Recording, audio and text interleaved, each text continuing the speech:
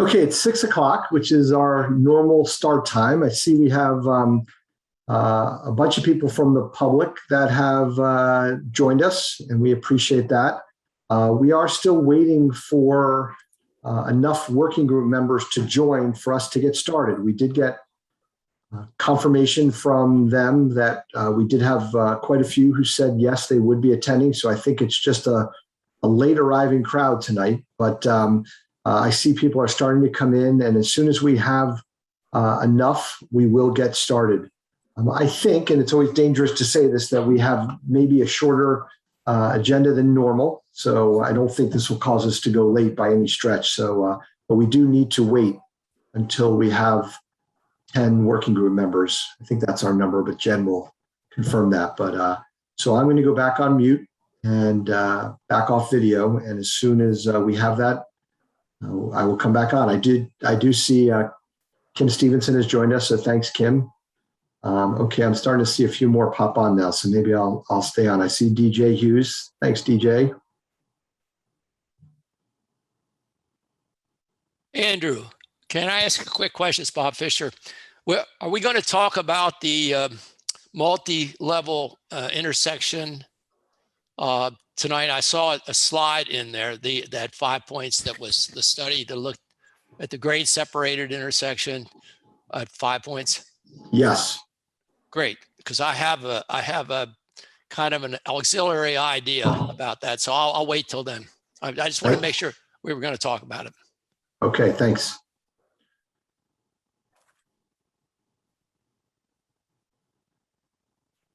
Okay, I see Todd Lawson.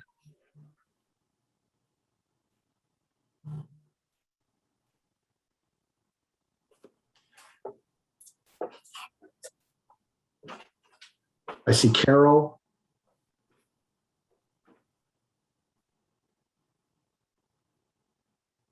I see Anne Marie. Is that Jen? Are we up to 10 there? Let me count here. Hold on.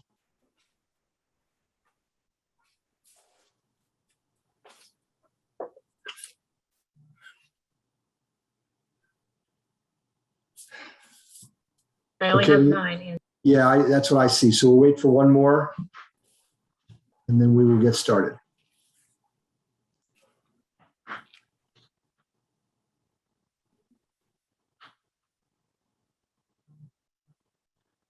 I see someone just joined us with the 302-222, what is that? 302-249-5304. Could you come off mute? I know you're on your phone. That would be *6 to come off mute and let us know who that is.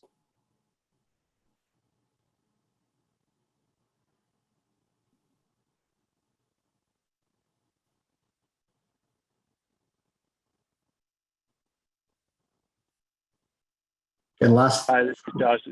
Hi, this is Josh Grabsky. Okay, great. Hi, Josh. So now we have a quorum, Andrew. Great. We're going to get going now. Adrian, you have the controls. Okay, so welcome to our working group members. We do expect a few more to join us here. Welcome to those members of the public who have joined us. As a reminder to the members of the public, this is a 5 points working group meeting. Therefore, this meeting is designed for the working group members. Our presentations will be directed to them in terms of any Q&A or discussion that the working group members have. We do always set a time aside at the end for any members of the public who wish to make a comment. That can be a question or a comment. And we will do that at the end of our agenda. So if there is something you would like to do, what we need you to do is to use the Q&A function that is on the bottom scroll of your Zoom platform and just type in there. You can either type that question in, or you can just state your name and say that you have a question, and then I will come to you, I will unmute you, and we will bring you on to make your comment, which is probably the easiest way to do it, especially if there's a lot of, if it's more than just a couple words. So with that, again, we're going to get going. Adrian, do you want to bring up the agenda?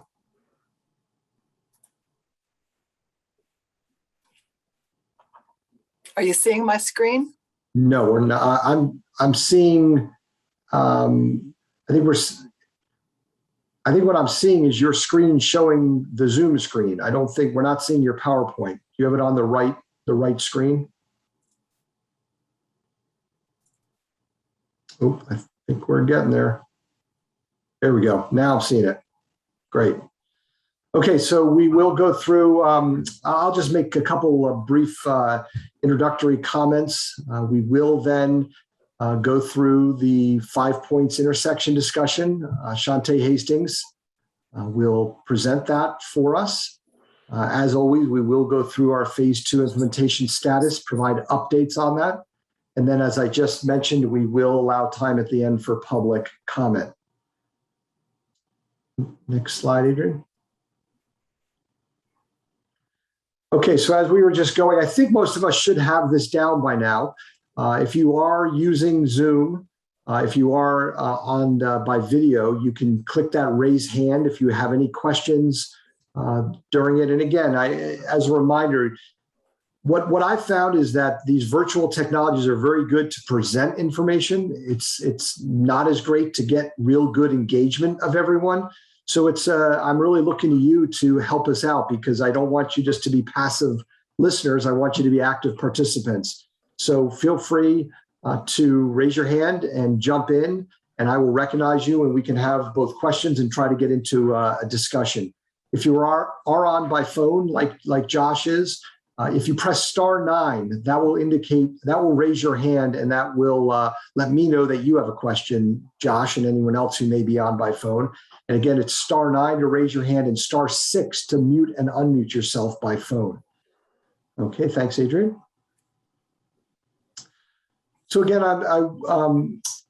just a couple quick introductions.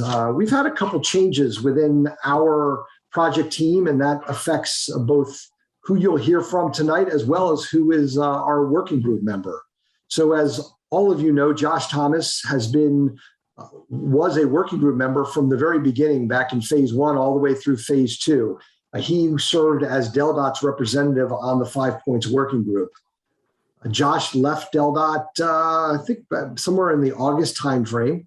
And so we wish Josh well. And as well, this was announced right at our last meeting, but Mark Cote, who was the director of planning, also left. And Pam Steinbach, we introduced to you. She, I'm not sure if she had officially even started yet in her role as director of planning, but we introduced you to her. So Pam, who also is the director of planning, is now going to serve in that role as the DelDOT working group member. So she's wearing 2 hats, but we welcome Pam to the working group. And I don't see Pam on here, but I was going to have her just wave and say hi to everyone, but I'm here, Andrew. Oh, there she is. Okay. I literally have every light on in my office, and it still looks like I'm in the dark. So my apologies, everyone. And it looks like I have a haze of purple. So I apologize.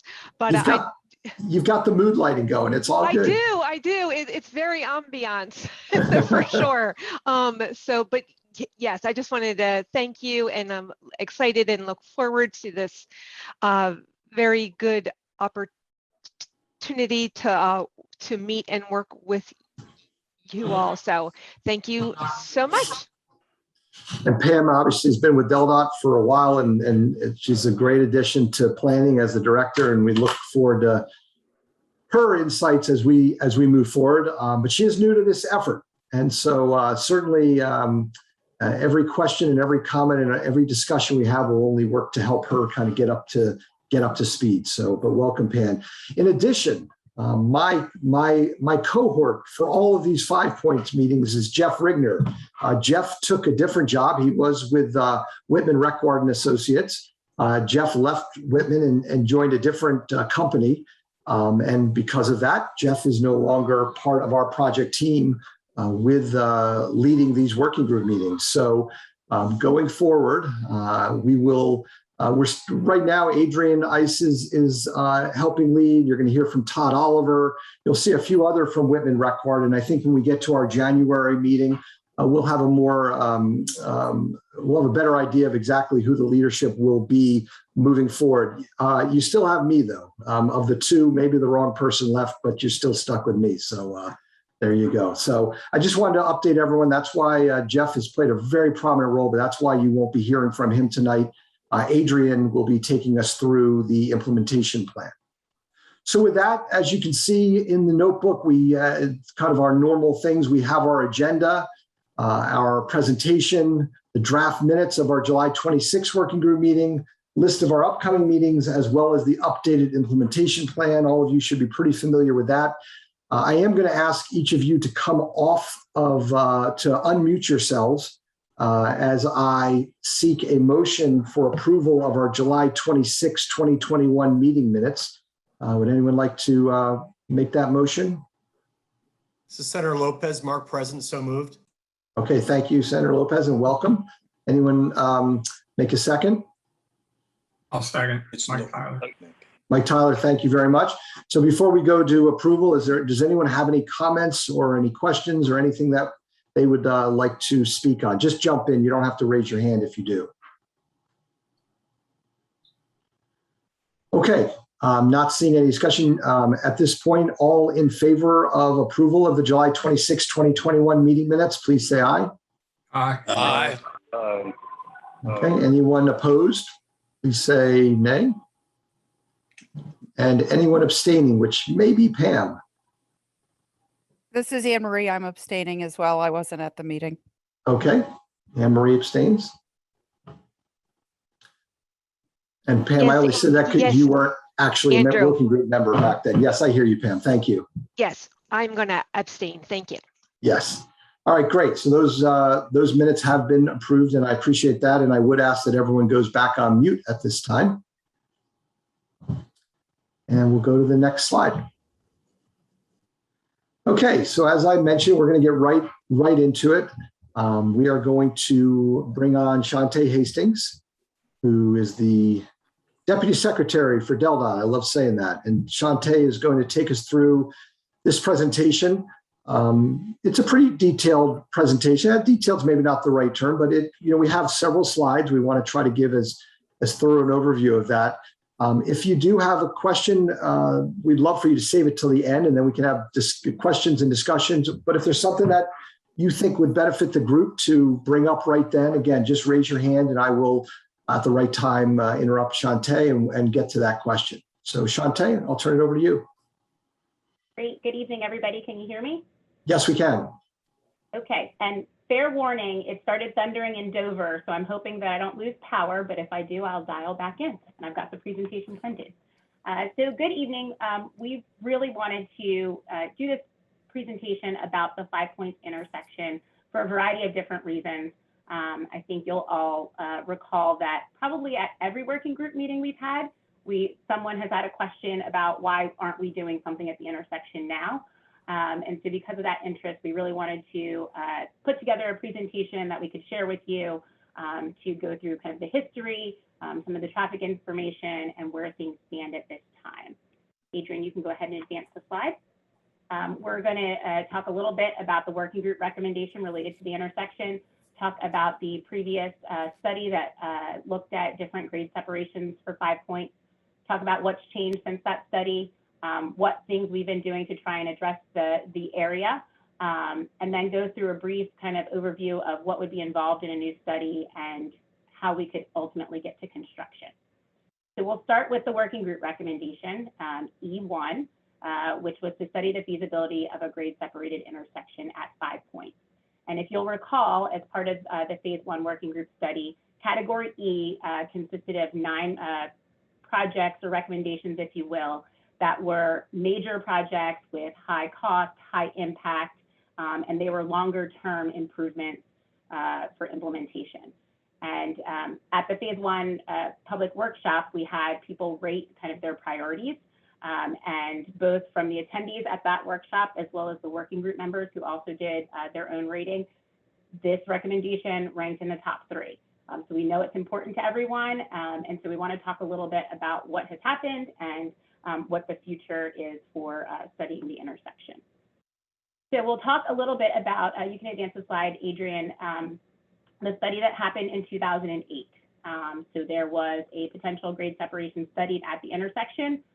There were a lot of different options, some of which had Route 1 going, over the intersection. Others had Route 9 going over. All of them required the relocation of Route 9, basically to get it over to Beaver Dam Road, Route 23. And that's because we needed to avoid the Belltown Historic District, which is highlighted on this map, on this slide in orange. So as part of DelDOT's process, when we are utilizing federal funds, we have to look at all different types of cultural resources and natural resources. And our first attempt, if you will, is to avoid having impacts to any of those areas. And so Belltown, because it's a historic district, we were looking at all options that would avoid impacting it at all, which means, not looking at any widening of 9 that might cause impacts on it, obviously not elevating 9 to cause visual impacts as well. So those are the options that were looked at in 2008. Unfortunately, you can go to the next slide, Adrian. The 6 options that were developed, we could not get public support for any of the alternatives for a variety of different reasons. And so we ended up having to suspend that study. And yes, this is a very important intersection, but a huge part of what DelDOT does is public involvement. It's required by us in state code as well as federal. And so we can't move forward with something when there's so much opposition to it and we really can't gain any consensus.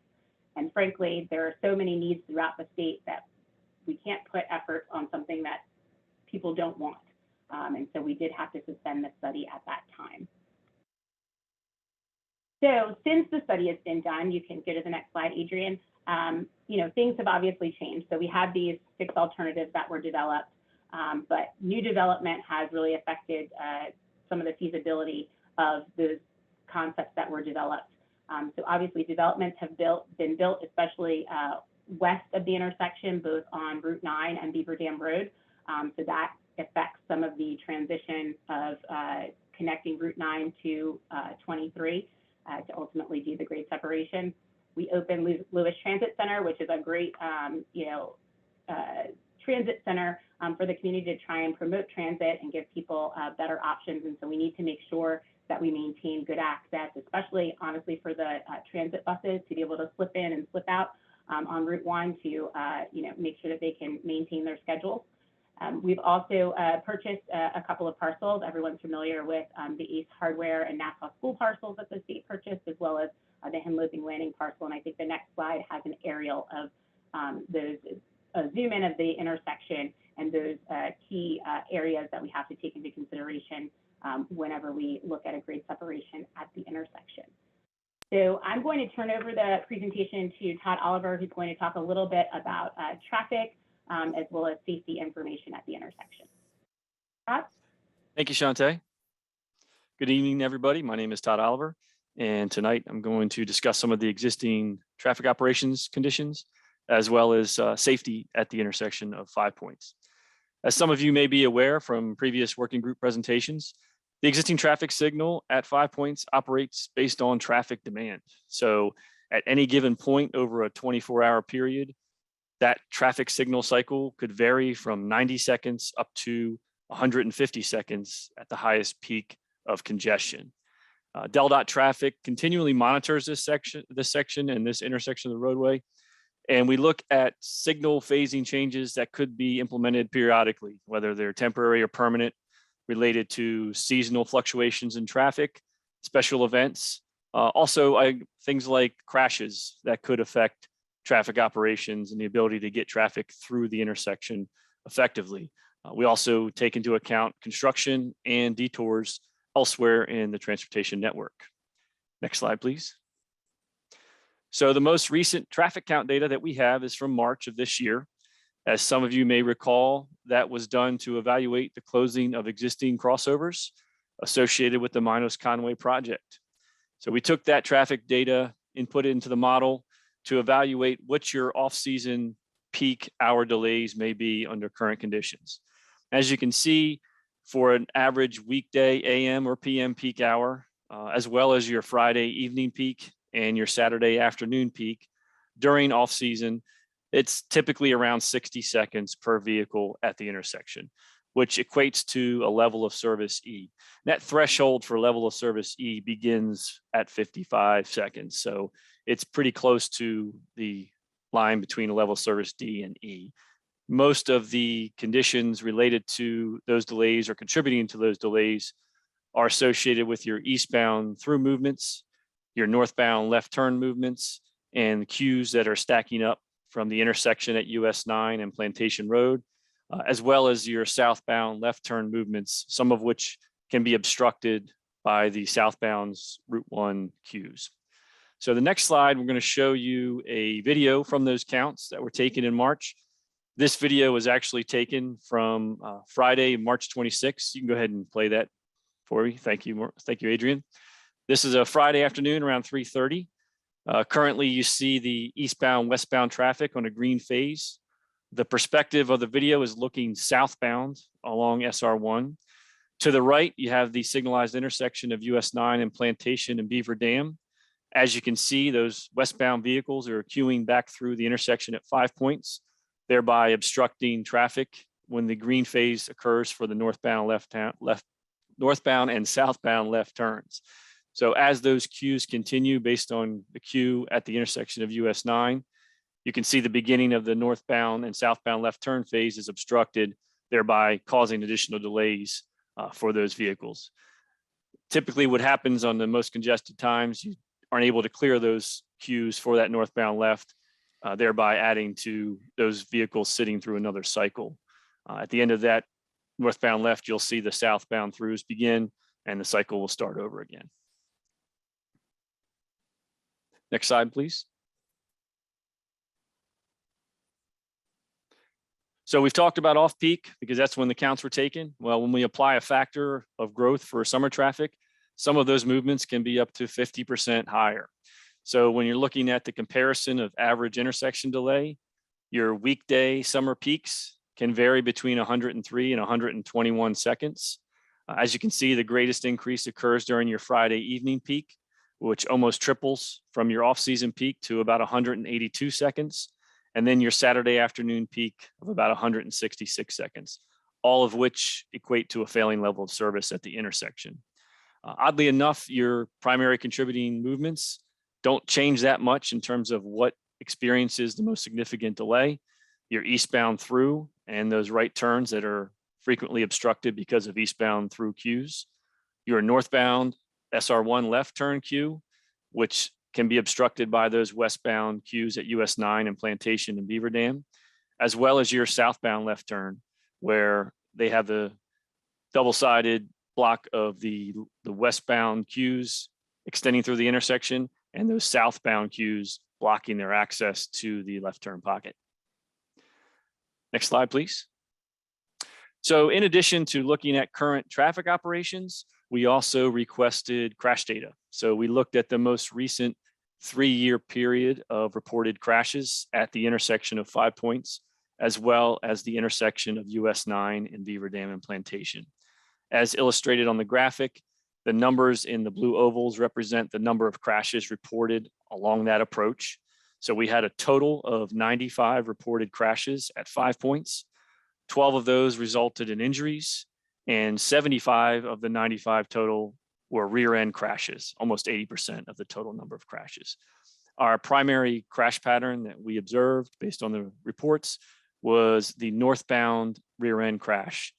There were 32 of the 38 crashes noted on the graphic were reported as northbound rear end crashes. That included both through movements as well as left turn movements along Route 1. The other intersection at US 9 and Beaver Dam Plantation had a total of 44 reported crashes during the 3-year study period. 7 of those resulted in injuries, and 26 of the 44, almost 60%, were rear end crashes. The primary crash pattern at that location were the westbound rear end crashes at US 9. Among the 25 reported crashes at that approach, 17 of those were rear end crashes, either related to through movements or left turn traffic movements. Next slide, please. In addition, we'd like to note that the intersection at 5 points was last studied as part of the statewide hazard elimination program in 2010. Since that time, in 2017, red light photo enforcement was installed on all approaches to the intersection. And since that installation, we've realized a 36% reduction in angle crashes, which is significant because the angle crashes tend to be much more severe in nature. Now I'd like to turn it back over to Shantae. Thanks so much, Todd. All right, so we'll move on to some of the improvements that have happened in the area and will be happening in the next few years. So Adrian, you can go to the next slide. The first thing that all of you are familiar with is, I believe it was last year, although I feel like time is all running together. We did some siding and striping improvements both on Route 1 as well as Route 9 to really delineate those two lanes as you're traveling westbound, to put the people in the left lane that were trying to get to Beaver Dam Road or Plantation Road, and to get people in the right through lane that were planning to head westbound on 9. So that has been in place, and the times I've driven through, it seems like people are obeying it for the most part. Obviously, you're going to have your people that like to zip in at the last moment, but I think it has helped people understand which lane they need to be in. We also have several projects in design. You can go to the next slide, Adrian. The Plantation Road project phase 1, which will go to construction in the spring. Old Orchard Road realignment, which will go to construction next fall. And then the SR1- Conaway grade separated intersection that will go to construction in the fall of 2023. And we have a map, a few slides after this to show all of these in context.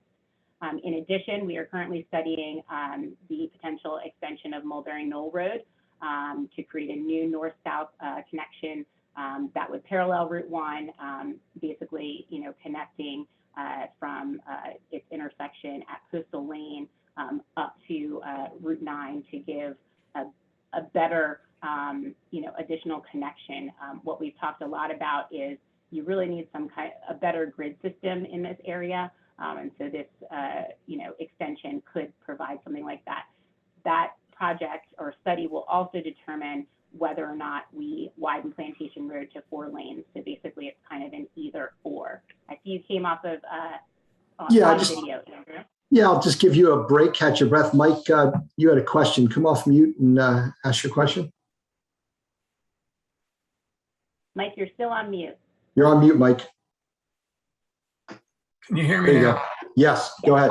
I haven't seen any bicycle connections. I'm really concerned about the changes here, and you're talking all cars, but what about cycles?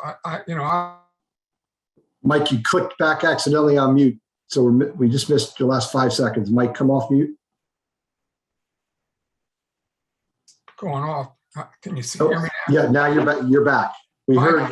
My concern is you're talking about motorists' movements, but what about bicycles and pedestrian movements? A lot of this is changing. I know the roundabouts that you've put in really give me a little concern, because I don't see how cycling is going to fare very safely going around these new roundabouts. So can you help me here? What are you contributing towards safety on cycling? All right, we see you. Todd, are you coming on? Yeah, I can answer that briefly. I just to mention that all of the projects that Shantae's described include a component of multimodal access. So whether it be additional sidewalks or shared use path, all of those components will be incorporated into these projects to provide that access for both bikes and pedestrians. So when we get later on in the study, there'll be some graphics to indicate where those connections are being made. But I can tell you that, that aspect is being accounted for in the design of these projects. I'm not sure that there have been any cycle accidents at 5 Points, but it seems to be a real challenge for pedestrians to move in that area. So I hope that what you're proposing will work, because it's not working now. Yes, so during the 3-year study period, we did have one cyclist accident. It was an accident between an eastbound left turning vehicle at 5 Points and the cyclist. And then there was one pedestrian crash that occurred about a 1/4 mile south of the intersection, where the pedestrian was crossing mid-block through the median into northbound SR1. So we did have 2 crashes during that study period that involved either a bicyclist or pedestrian. Thank you, Todd. All right, thanks, Mike. Shantae, are you back on?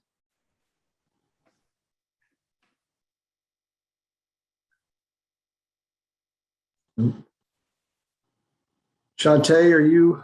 So I don't, let me know if you guys can hear me. Mike Tyler, I can see you on video. Give me a thumbs up if you can hear me.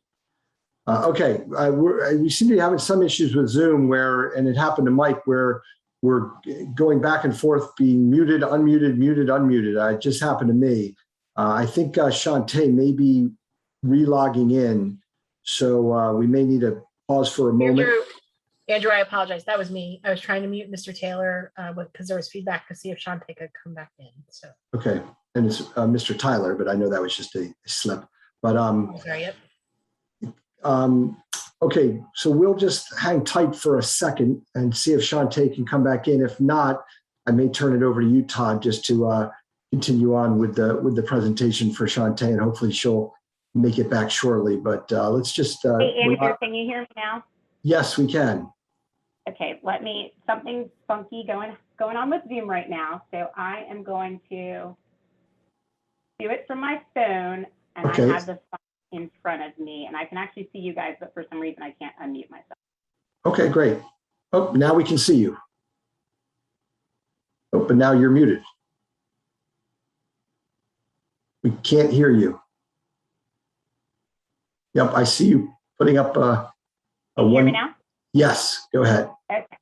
All right. Sorry about that, everyone. Okay, so this map just shows kind of an overview of all of the projects and studies that I just discussed. So it shows how they all connect together. And Mike Tyler, I know that Todd kind of answered your question, but yes, all of our projects, we have a multimodal component. So all of these projects either have a shared use path or have on-road bike lanes. So we are taking care of that. If we end up with a grade separation at the 5 Points intersection, we'll obviously take care of bikes crossing Route 1 and Route 9. So we do take that very seriously. And while it sounds very, vehicle focused, if you will, obviously a lot of the, congestion along these routes are caused by those vehicles. And so we're taking care of both the vehicular issues as well as cyclists, pedestrians, trying to add transit components. So that's part of the department's Complete Streets policy that has been in effect for quite some time. So Adrian, I think you can go to the next video, which shows the Plantation Road improvement. You can go ahead and press play and just shows how it's going to change some of the traffic patterns at the 5 Points intersection. So today you have to go all the way to the intersection to make your right on Route 9 to travel westbound unless you decide to cut through the ACE parking lot. There will be a new connection, a formalized connection adjacent to the current ACE hardware that will take care of that issue. You'll also have a longer connector between Route 9 and Beaver Dam and Plantation, better storage. And then you'll have that roundabout that'll help people keep moving. A lot of the, in addition to just the overwhelming volumes at these 2 intersections, or 3 intersections really, it's also, I drive it a lot and people are confused that are coming. If you're new to the area, people are confused when they come on that connector and don't always keep moving.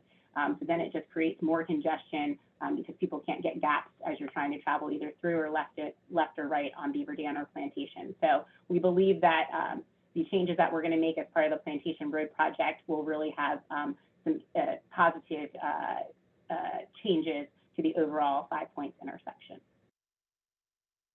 So the next slide just talks about the Henlope and TID. In addition to some of the projects that are programmed in the capital program today, we also have the Henlope and TID, which is a means for implementing road improvements that are really needed in the area, just in general, but as well as the new development that's coming on, and developers are contributing a fair share contribution to that because we've basically done a huge analysis, a huge traffic impact study for the whole Henlope and TID area. So we know what the improvements need to be, we know how much they cost, and so developers can help bring those improvements on a lot faster. So let's talk a little bit about why we're waiting to study E1 on the next slide. Obviously, there are other recommendations that the working group has made that are, having and will have improvements to traffic operations. We also know that some of these smaller projects can be delivered much faster than a grade separation that's going to take a while to develop for a variety of reasons, which we're going to talk about. We also need to look and see how some of these other improvements are going to potentially alter traffic patterns at the 5 Points intersection, because we want to be smart about this. If we just went in and built a bridge either over Route 1 or over Route 9, you're still going to have the congestion at all of the other points around the 5 Points intersection. And so we're really trying to take care of those pieces of congestion first and see then what's needed at the intersection itself. We also need, on the next slide, to have those improvements done so that we can actually do construction at the 5 Points intersection.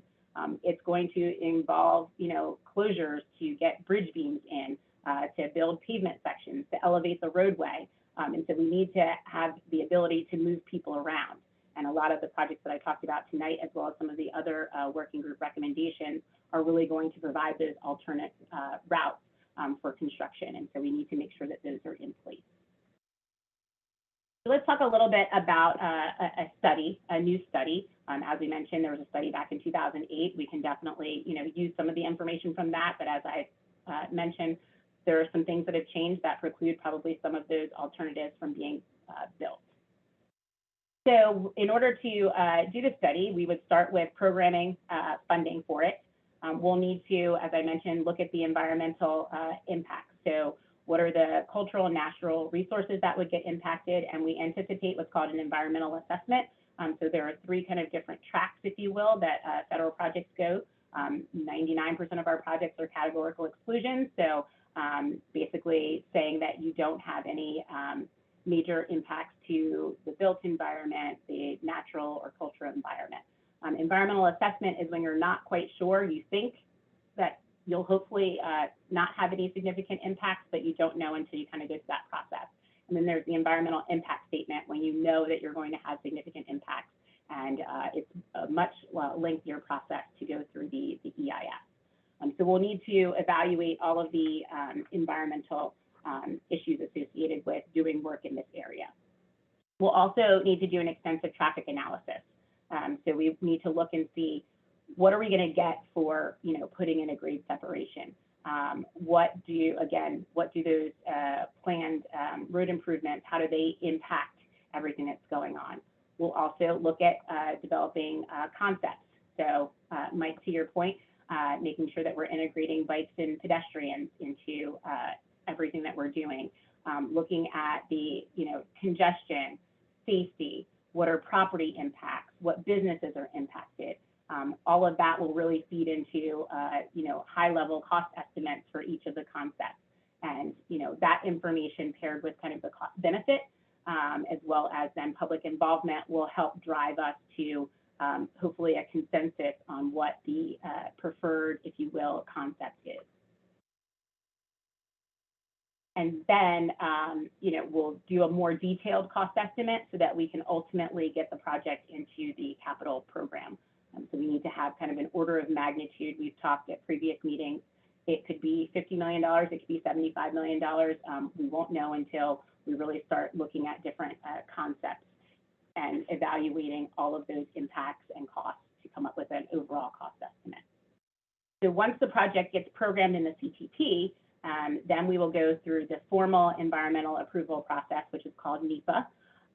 We will get to hardcore design, if you will, designing everything, all of the different grades, how things tie in, understanding what the full impacts are to every parcel.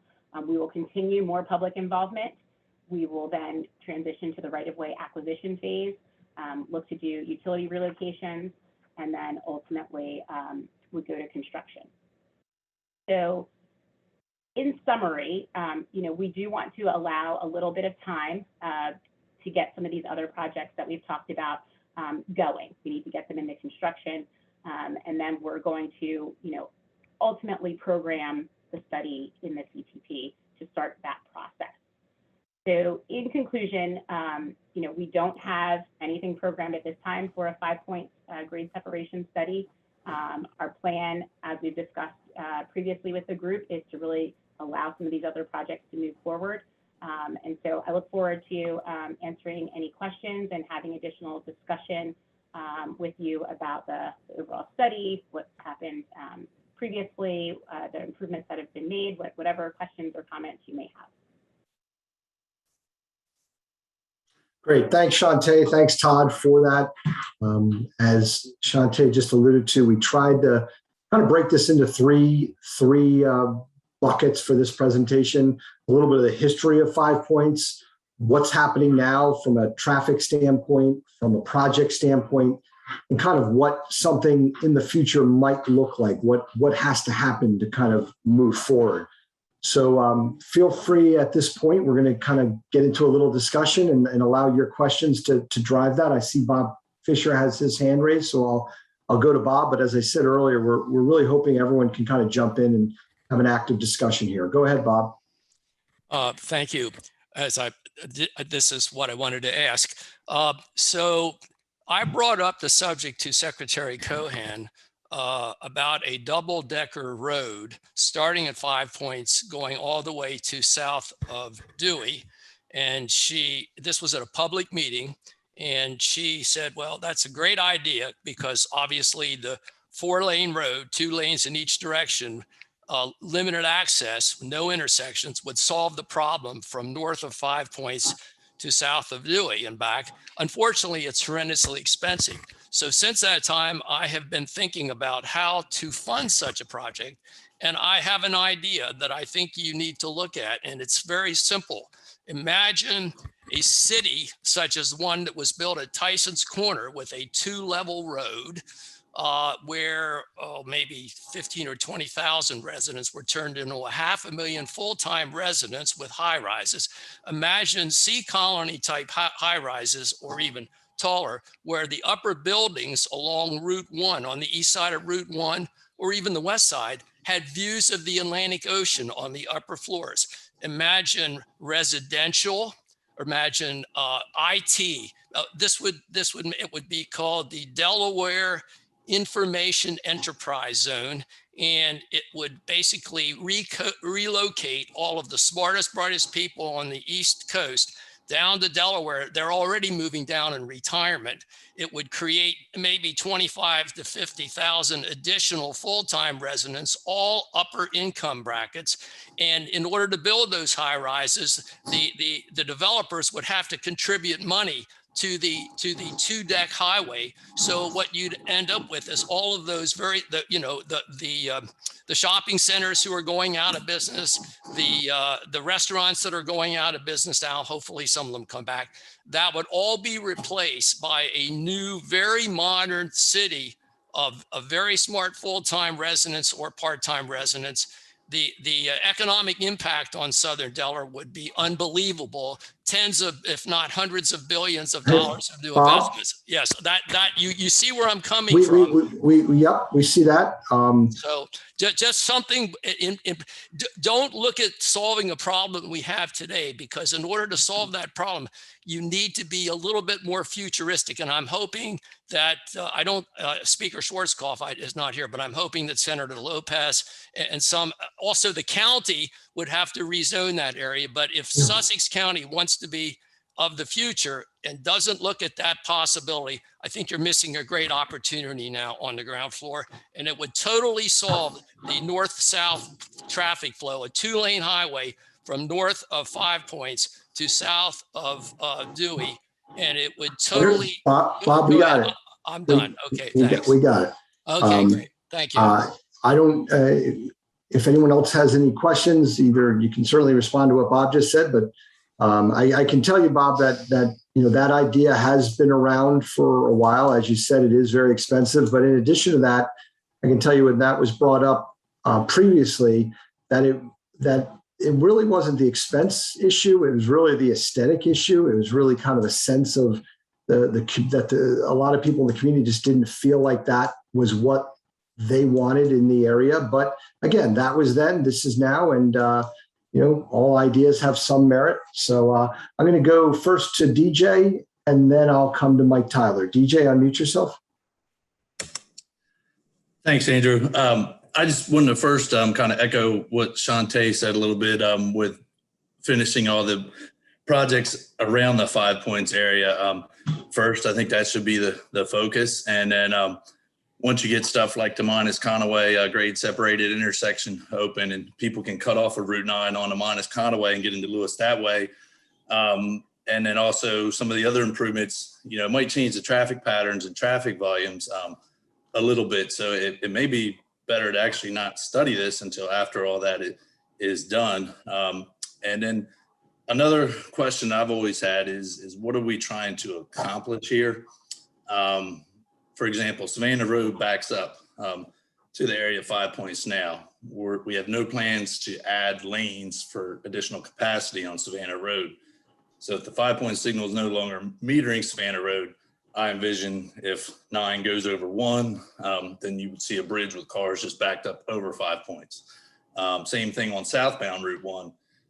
We're right now 5 Points is metering the traffic, but the traffic still backs up to 5 Points from West Coast Corner. Or the late at West Coast Road.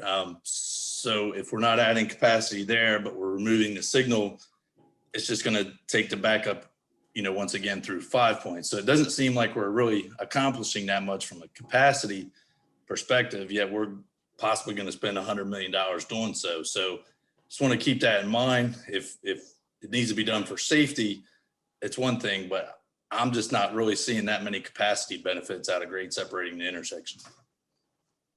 It's a great point too, DJ, about when we would start this, whether it be the study or the actual project, is looking at the purpose and need. And what is that purpose and need? That's a term that we use, again, for our federal projects, that we have to prove why we're doing a project. And so we'd have to look at that and say, is it capacity, is it safety, is it connectivity, you name it. So thank you for pointing that out. To your point, DJ, as well, a lot of you raised a lot of questions, and that's why, at some point, maybe there's a determination to do some kind of preliminary study to kind of investigate those types of things to get a better understanding of that. And all good points. Mike Tyler? Shantae, you say it's going to take a little time. Can you hear me? Yes. Yes. Oh, you got muted again. Oh, nope, not anymore. You're still muted, Mike. Unmute. There you go. There you go. I just like to know how much time is a little time. 20 years ago, maybe more, Mabel Granke and I went to Dover and spoke to, I can't think of his name now, about Old Orchard Road and realigning it. And that was 20 years ago we talked to him about that.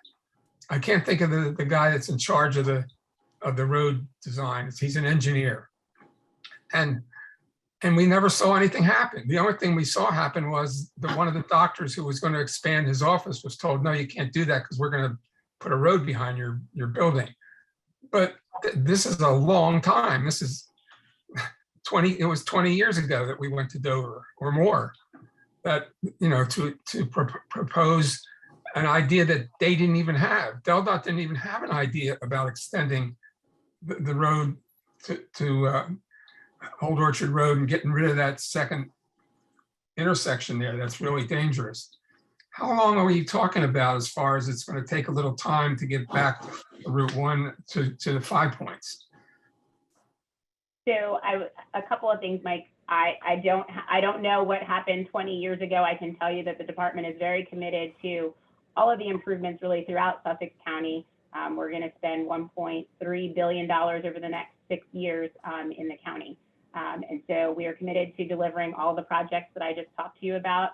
We're committed to, doing several studies that are underway now, studies that will be upcoming. I can tell you that kind of to piggyback off of what DJ said, we're inclined to wait until the Plantation Road project, the Old Orchard realignment project, the SR1 minus Conaway project, until those are kind of up and running, because they are going to have an impact on the 5 Points intersection. And so I had the schedule for when all of those are starting construction. So the last one to start construction is 1 and minus Conaway in the fall of 2023.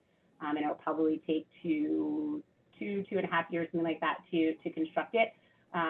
So, you know, we're a few years out, I would say.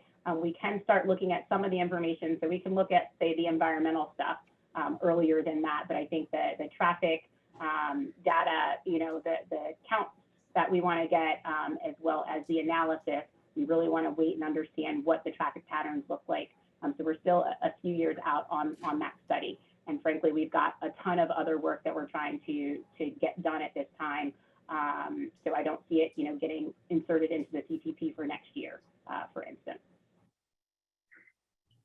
Yeah, I know with the amount of development that we're seeing, it is hard because the development sort of steers you in directions that maybe you can't go in, or you thought you were going to go in, and it changes. But if there was some way to expedite this activity, I know it takes time, but somehow I probably won't be around when all this happens. I mean, I was around when 5 Points had a stop sign to get through to Route 1. So a lot has changed since that time, but I probably won't be here when all these other changes happen, but I'd like to see some of the changes, and that would be great.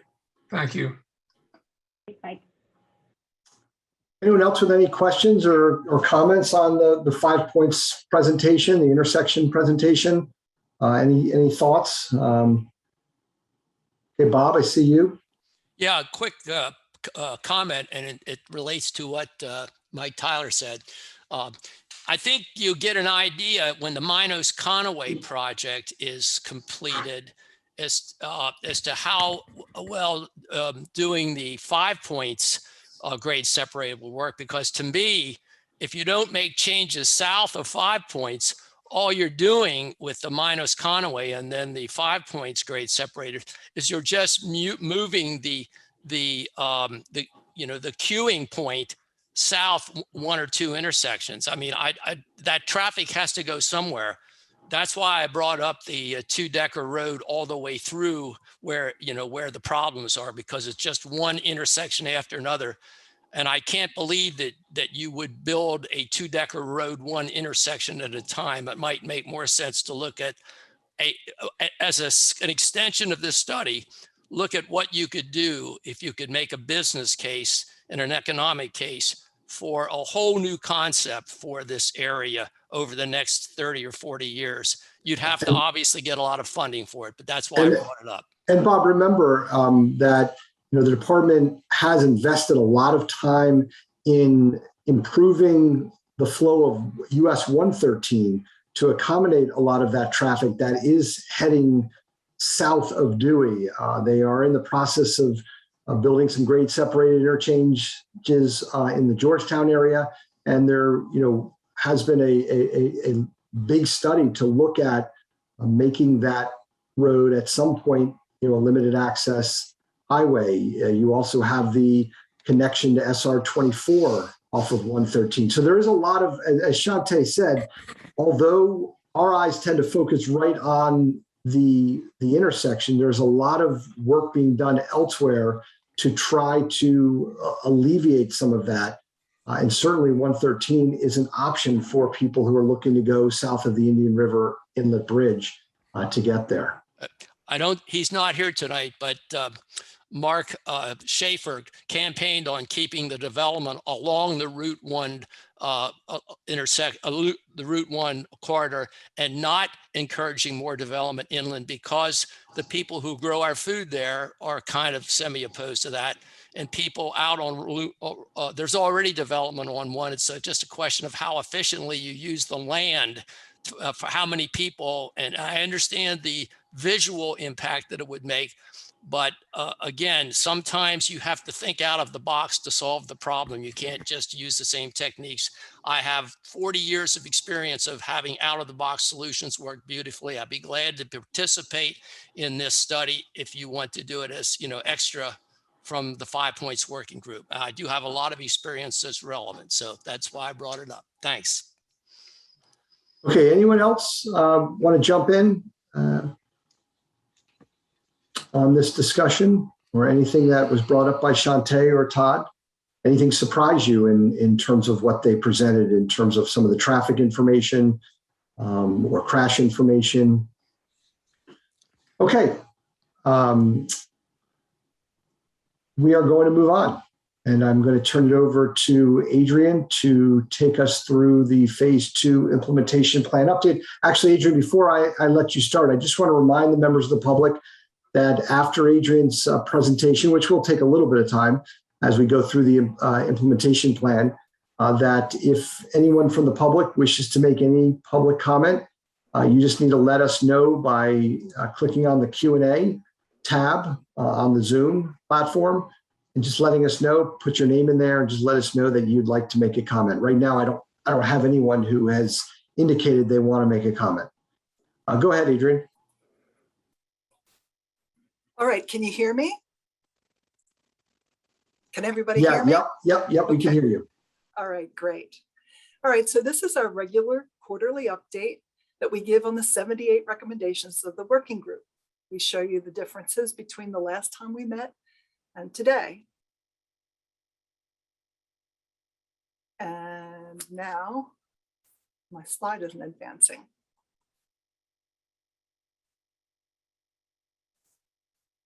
Okay. Like you've seen this slide before at every meeting. These are the categories of recommendations. And we'll go through the changes in each category. When we last met in July, 54 of the 78 recommendations were either in progress, ongoing, or completed.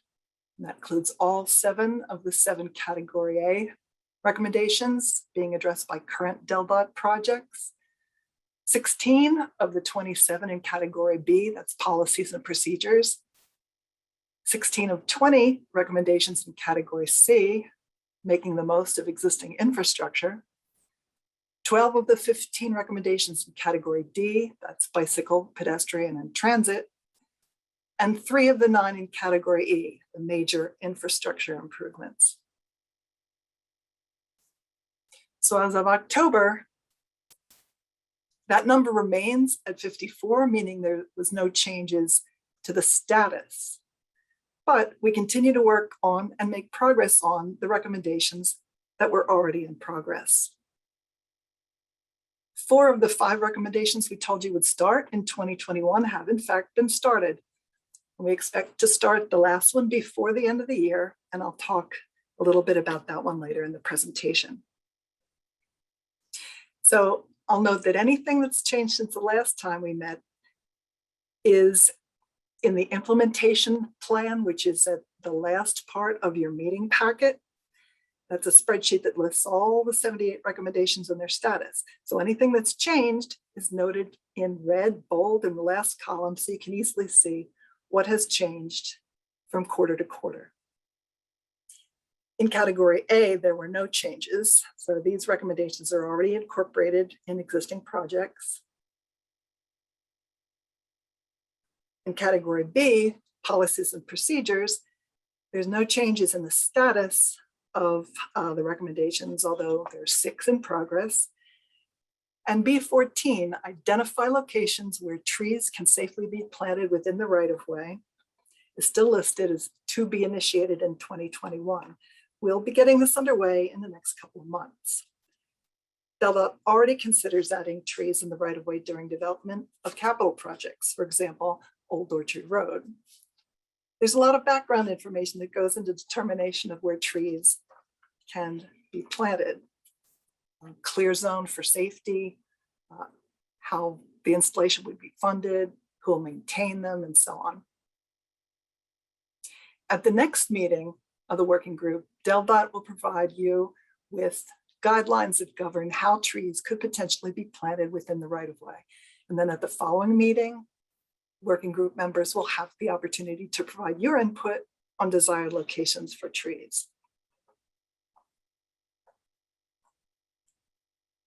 In Category C, we have updates on 2 of the recommendations. C5, improve the intersection of Cave Neck Road, Sweetbriar Road, and Hudson Road.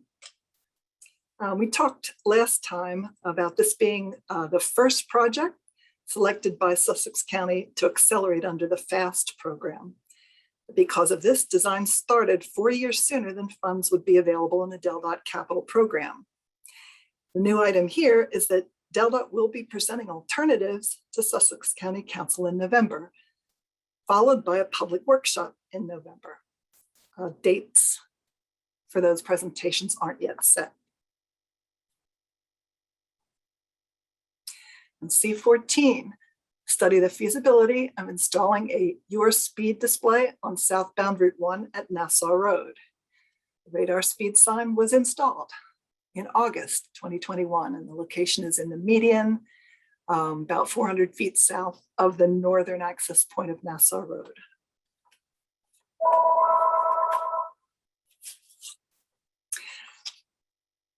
In category D, bicycle and transit, excuse me, 1 second. I need to go on mute. That's okay. Always bad timing on that. So I will stall. I don't see any hands raised, so we don't have any questions. But again, just a reminder to the public, we do have probably about 5 to 7 members of the public who are on. If you do wish to make any kind of comment, just come on through the Q&A and let me know that. Adrian, I think you're back. Yeah, my apologies for that. No problem. Keep going. All right, so in category D, walking, bicycling, and transit, so we have some information for D4. That's develop concepts and estimates for filling sidewalk gaps along New Road and Old Orchard Road. So portions will be built by current CTP projects. We have the New Road Canary Creek Bridge, which construction will start in fall of 2023, be completed the following spring. The Old Orchard Road relocation project, with construction will be starting in fall 2022 and completed in 2025. And the last 2 projects, the Minos Conaway Road and New Road from Nassau Road to Old Orchard Road, engineering on that would start in 2025. Those last 2 will complete sidewalk along New Road from Nassau Road to Old Orchard Road. Other portions will be built by developer projects, and whatever remaining gaps would be identified by the Byway Committee. And this is the illustration of New Road and Old Orchard Road. You can see in the lower left, we have Minos Conaway and the future project to design sidewalk up to Old Orchard Road. And then further north, we have the bridge project, which would add, I think that's a shared use path from north of Schaefer Lane up to Captain Circle. And then a substantial amount of both sidewalk and shared use path along Old Orchard Road that goes between Savannah Road and the Georgetown Lewis Trail. Includes an improved pedestrian crossing at the trail. And also the sidewalk extends on West Coates Road.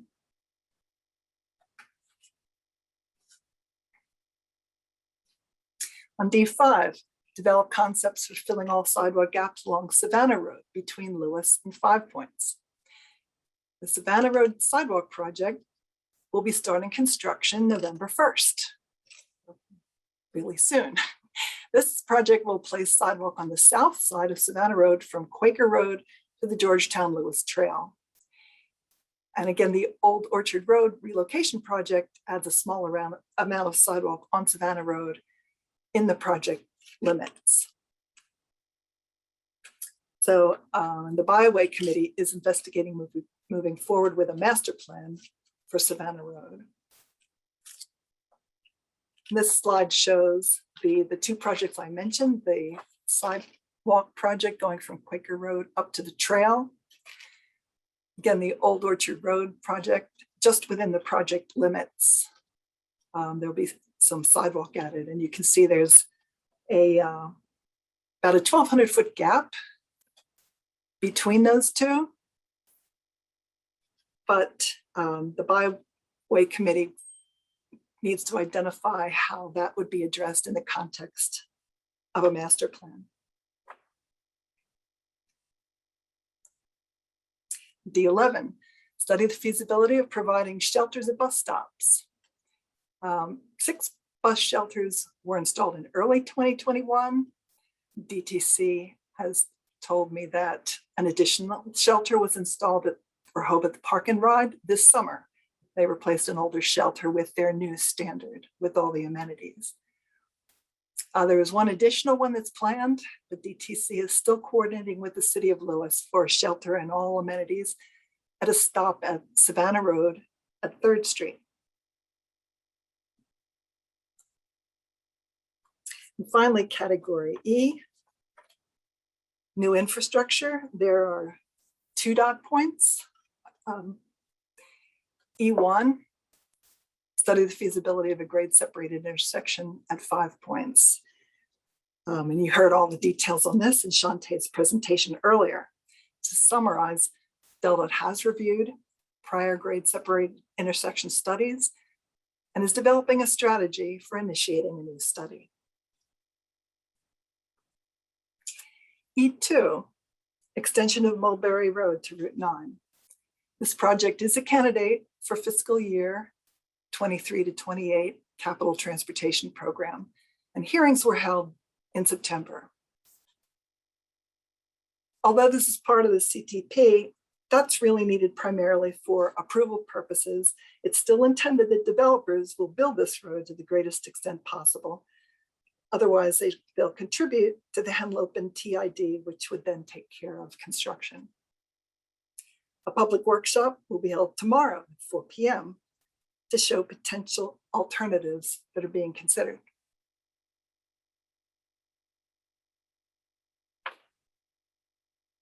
So are there any questions on any of the implementation plan updates? Yeah, so thank you, Adrian, for all that, and appreciate it. Yeah, any questions about any of the efforts that Adrian spoke about? Anything else in the implementation plan that maybe wasn't highlighted? Okay. Well, as you can see, Adrian, I don't know if you're doing this or me, but I'll just go ahead and do it. So we're going to continue work on the recommendations. Again, at the heart of this process, we always like to talk about, bring up new things, provide some kind of maybe an educational component, talk about something that's interesting people, like the 5-point grade separated interchange. But at the heart of what we do as part of this 5 points working group is to continue to push forward with the recommendations, continue to push forward with the projects as Adrian just talked about. So we're going to continue on that. We will provide our normal following 5 points email progress update in November and again in December. You can mark your calendar for January 31st will be our next working group. Again, no determination at this point has been made as to whether that will be virtual like this or whether we will be back in person. But obviously we will let you know sometime in early January what we're going to be doing.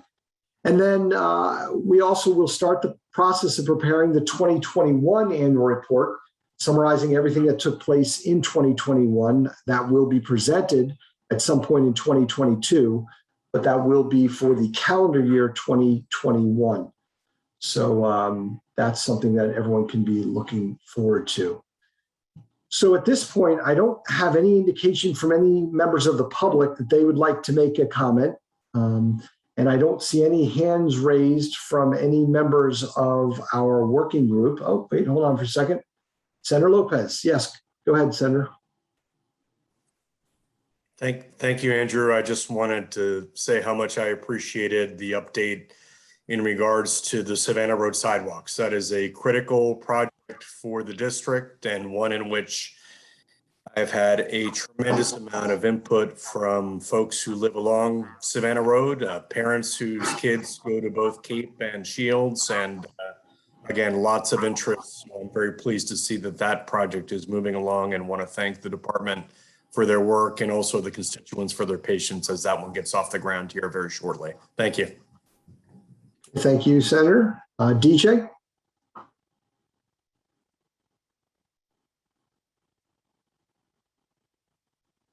DJ, you need to unmute. We're not hearing you.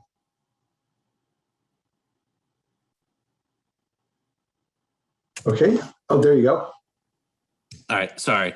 Shantae, quick question. Sorry if I missed this earlier, but the schedule for the GSIs on Route 1, I think you said minus Conaway start in 2023.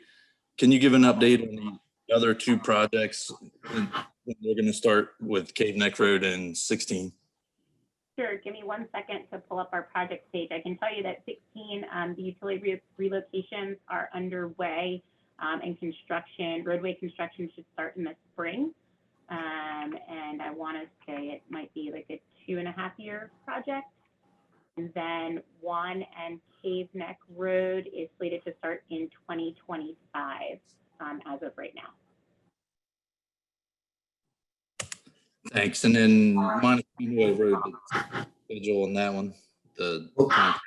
What'd you say, DJ? I didn't hear it. The minus Conaway Road, the time frame for completion is at about 2.5 years as well. Yes, yes, it starts fall 2023. And that Thanks. one will be able to construct a decent amount of it off alignment, which will be helpful because we won't have significant traffic impacts. The same is true actually of Cave Neck and 1 and 16 in terms of kind of the service roads and on and off ramps. So as far as completion, we're looking around 2025 for 16, 2026 or so for minus Conaway, and then 2028 for Cave Neck, or rough estimate. Right now, we're showing Cave Neck as a 2-year construction. So starting in the spring of 25 and ending at the end of 2026, that'll get more refined as we get, we're at, I think we're between preliminary and semi-final plans, if I remember correctly. Okay, so potentially there might only be about a year between when the signal is removed and the other two are completed. Right. Thanks. Yep. Okay, any other questions or discussion points from the group, the working group?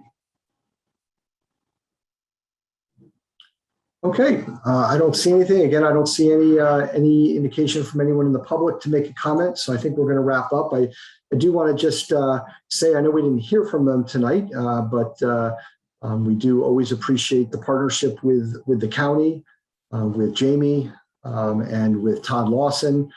They are part of our planning meetings and are very much involved in what we present to the working group.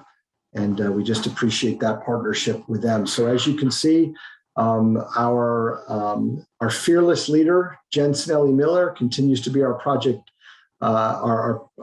manager. If you have any questions, you can email her or call her at the number listed there. And our next meeting will be January 31st, 2022, hard to believe, at 6 o'clock. And again, we'll let you know what the format will be for that meeting. But on behalf of all of the project team, and again, special thanks to Shantae and Todd and Adrian for their presentations, I'm going to wrap the meeting up and thank everyone. Have a great night.